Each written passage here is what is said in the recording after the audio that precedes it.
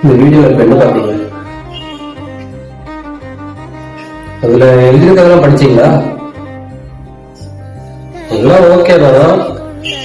ஆனா இதுல நான் என்ன கேக்குறேன்னா, ஆட்சி முக்கியமா தான் போயிட்டு இருக்கு. அதை நம்மளால ஒண்ணும் பண்ண முடியாது. இல்ல நம்ம அண்ணன் தளபதி மாறு பண்ண முடியல, நானும் ஓடிட்டு இருக்கேன். பட் இப்ப இந்த நடந்த கூத்துல என்னோட பாயிண்ட் ஆஃப் வியூ என்னன்னா, ஃபர்ஸ்ட் ஆஃப் ஆல் ஏன் குடிக்கிறீங்க?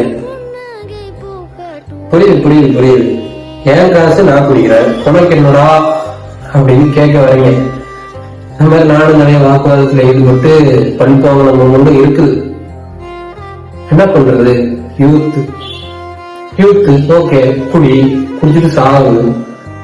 ஆனா அவன் பொண்ணை ஏமாத்தி, நான் ரொம்ப நல்ல பையன், எனக்கு எந்த பழக்கமும் இல்லை அப்படின்னு ஒரு குடும்பத்தை உருவாக்கி, அந்த பொண்ணுக்கு தாடி கட்டி குடும்பம் நடத்தி, கைய காலத்தில் சும்மா நம்ம ஒரு பிள்ளைய பத்தி போட்டு, இப்ப நீ உன் பாட்டு குடிச்சிட்டு செத்துட்ட.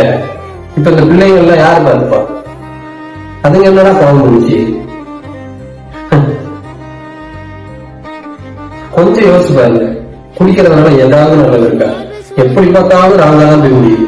இப்போ சாவுக்கு காரணமா இருக்கு. அதுக்குன்னு நான் யாரையும் குடிக்காங்கன்னு சொல்லல.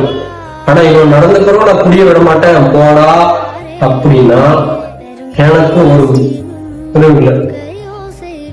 ஆனா நீங்க குடிக்கிறதுனால உங்களை சுத்தி இருக்கிறவங்களுக்கு எந்த கெடுதலும் இல்லாம பாத்துக்கணும்.